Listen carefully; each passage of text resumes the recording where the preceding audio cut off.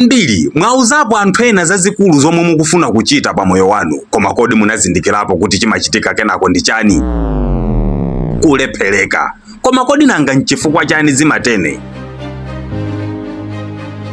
Mveserani mpaka pa mapeto kuti mutolepo kena kake. Kwatiye kalembo kuchalawe kunali mnyamata wina dzina lake Frank. Anali ndi maloto ambiri zedi pa moyo wake. Ndiye wiki ndi wiki ankayamba chinthu china chake chatsopano. Tsiku lina ankafuna kutsekula shopu, kenako ati bola ndiphunzire za ulimi, kenako ati bola nditamanga nyumba. Koma vuto Frank anali ndi kachizolowezi kodabwisa zedi. Ankati akakhala ndi plani yake chonchi amauza muzi wonse wa kuchalawe za zomwe akufuna kuchitazo.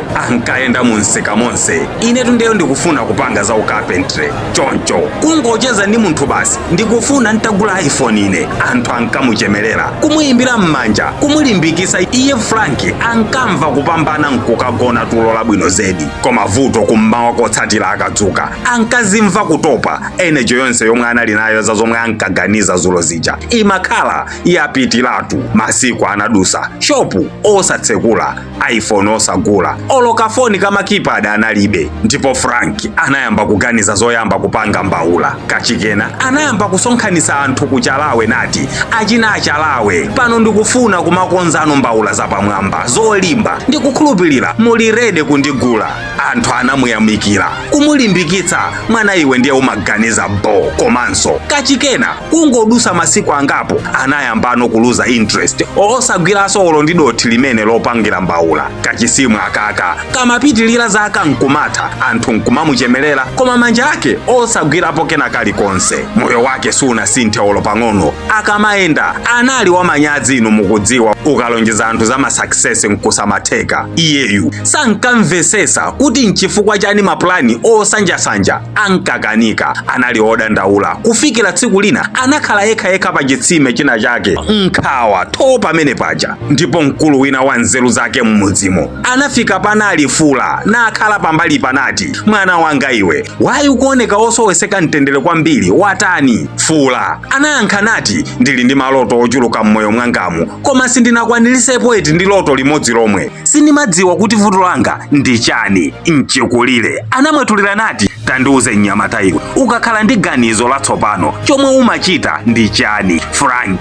anayankha mwachangu nati ndimachita kuuza aliyense za zomwe ndikufuna kuchita kuti adziwiretu kuti chikamabwera azakhale oyambirira iwowo kuthandizirapo. Mchikulire anamwetulira nati ubwere ndine mmawa lino ndikufuna nzakuonese china chake. Tsiku lotsatira Frank anakakumana ndi Mchikulire pamunda pake. Ndipo Mchikulire anatenga mbewu ziwiri m'manja mwake. Anatenga mbewu imodzi nkumuuza Frank kuti ayidzale, ndipo Fula anayidzala nkuyikwirira. Kenako Mchikulire anatsala ndi mbewu imodzi ija, koma m'malo moyidzala anayikweza mbewu ija mmwamba nayitana ana ndikuwauza kuti ana inu ndili ndi mbewu ndikufuna kuyidzala, ndipo kutsogoloku idzakhala mtengo mudzidzaja malambe nonse mmene momo. Ana anali osangalala ndikuombera m'manja kuti adzadya malambe chaka cha moyocho. Ndipo Mchikulire anatenga mbewuyo nkuyika pamwala. Anayamba kuthirira mbewu ija, ndipo pakutha kwa masiku mtengo unamera ndi kuyamba kukula. Frank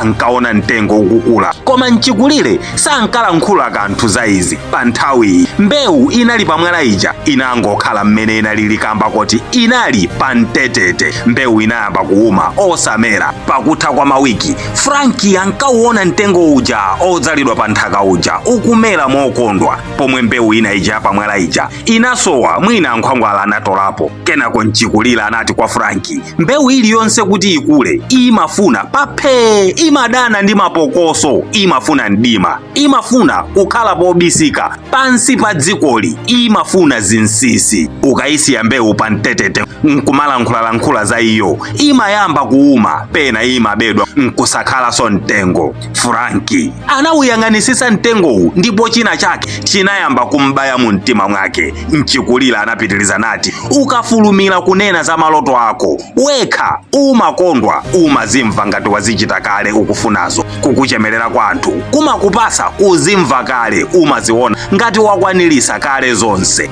Apa mtima wako umaluza fire yomwe ikanakupangitsa kukhala olimbikira. Mphamvu zomwe ukanakhala nazo poonetsa action zimathera pakamwa pako pomwepo. Nkhope ya Frankie inafira poona kuti wakhala akupanga zomwezi zikulankhulidwazi kwa kanthawi ndithu. Nthawi zonse akaulusa mapulani ake ankalephereka pombo. Mchikulira anayika mkono paphewa pa Frankie nati, mwana iwe, maloto a munthu amafuna kuwatetezera ngati dzira. Wayenera kwasiya kaye adzikula mu mdima, akuyeneka akule mchibisabisa chakulimbikira kwako. Mtengo ukazameradi ndi kukula, aliyense popanda kumuza azauona mtengo. Frankie apapa anathokoza mchikulire nkumapita, mtima uli opepuka ataphunzira chinthu chachikulu zedi. Ndipo usiku wa tsiku limene lili Frankie anapanga chiganizo choti ayesenso chinthu chatsopano, koma ulendo unokha asauzenso munthu aliyense za zomwe akufuna kupangazo.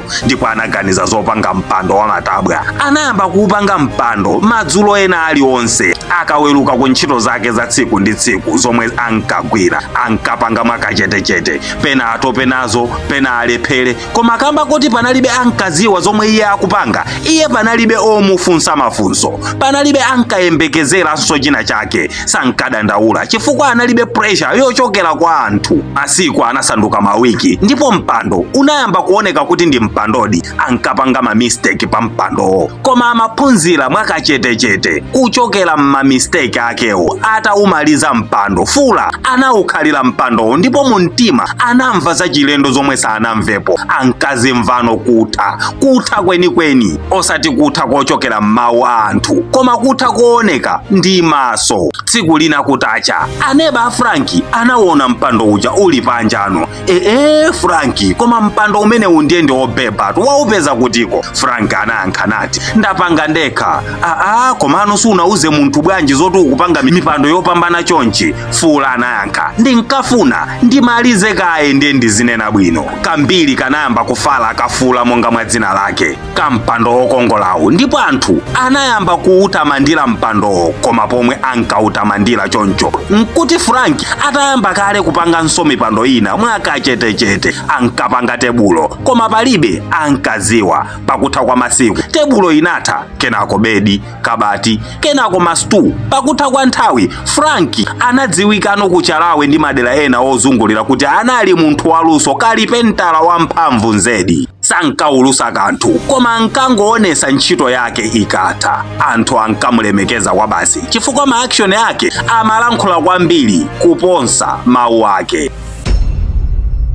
Phunziro langa munkhani, taganizira nino inuyo za moyo wanu anzanga mukuonera. Ndikangati komwe mwaulusa za zomwe mukufuna kuchita kumapeto nkusatheka, chimakhala cha manyazi bwanji? Ndikangati mwauza anthu kuti awatu ndi alamu anu ndipo andikwatirapo mpano, tili ndi mapulani okwatirana nkukutayani pena paliponse zinthu zonse osatheka. Sono mukauza anthu imakhala ngati ngongole. Mmawa amazakufunsani zoti tikudikiratu ife tidzakhwasule kumene koko. Inu pamenepo zitasolobana manyazi bwanji? Mukaulusa maloto anu mumayipereka mphamvu kwa anthu, mumasiyira ma reaction a anthu kusinthanisa ndi effort yanu. Kufoka kwa Satana ndikoti saziwa za mumtima mwa munthu pokhapokha zomwe mwazitulusa poyera, ndiye ndipo pomwe amata kodi kani basi ndiye mumakhala mwamupatsa chintchito chochuluka kuyesesa kuti asokoneze pati, kuyambira pokufokesani mwini wakewe ukakanika. Ndiye ena amene ukupanga nawo mapulaniwo olo ukuzungulira sagonja mpaka atakulepheresa. Lero ena mpaka lero ali ni mapulani opita ku John, passport imachita kuyenda nthumba. Kuza anthu onse zoti iwowo akufuna kupita ku John mpaka passport yawo yatsala chaka chimodzi kuti ipange expire. Waku John si unathekebe kamba kakulongolola. Inu mukuoneranu pomwe ndikulankhula mwayika status za galimoto yomwe mukufuna kuzagula, type ya nyumba mukufuna kuzamanga, mamuna oti ndi chibwezi nkumati alamu anu kutsogolo kundawa. Nthawi zambiri ndi maloto okanika amenewo. Komanso muziwe chinthu ichi, munthu olemera sachita kuzikumbakumba zoti ndine olemera. Mukamuona wina akuzikumbakumba dziwani akuthatha ndi moyo ameneyoyo. Mkazi woti ndi wakodi wapa mtima apa wamuyaya, palibe chifukwa chomukumbira kuti basi inetu ndende akakakogona kwanga azife anthu ena alibe. Okongola amangodziwa yekha zoti ndine okongola, oyamikira nkukhala anthu. Koma awakungoyika ndala mimba ku status wonkumati chibe cha nyatwa dziwani akudziwa sizawo zokha nzagulu zilibe sogolwa akungosokosa pompano muwaona akukhosomola atakhala ano chete. Kumalawi kuno kuli anthu ambiri omwe amasilira akugwira ntchito zapasitima zapamadzi ena kunja kwa dziko lino kumene koma sadziwa pomwe angayambire. Zimapezeka kuti ma CV awo sakuloledwa, ma application form awo osaloledwa ndi zina zambiri. Kuli Ahwima Consultancy omwe amakuthandizani ni miyayi ya ntchito pokuthandizaniso ndi kupanga apply kuyambira pokulengerani CV yoyenerera, kalata yomwe imafunikira mpaka pa mapeto pa process yonse. Inu muli pay iwo akukuthandizani m'mastepe onse inu mpaka za ntchito nkutheka nkumanyamuka. Inu musakhale busy kuuza anthu zoti mukufuna mutagwira ntchito kunja kupatula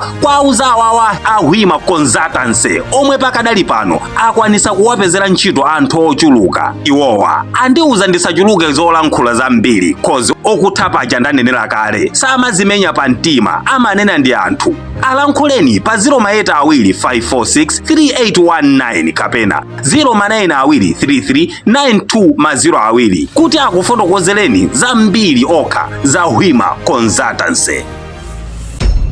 Ndine Dini Studios ndathokoza kwambiri kamba koonera nkhani. Musayiwale kupanga like komanso kuyika comment kuti timve zomwe inu mukuganizapo za nkhani, ndipo pa mapeto pakenso osayiwala kupanga share ndi kupanga tag anzanu aja nawonso azamve nawo za uthengawu. Thank you.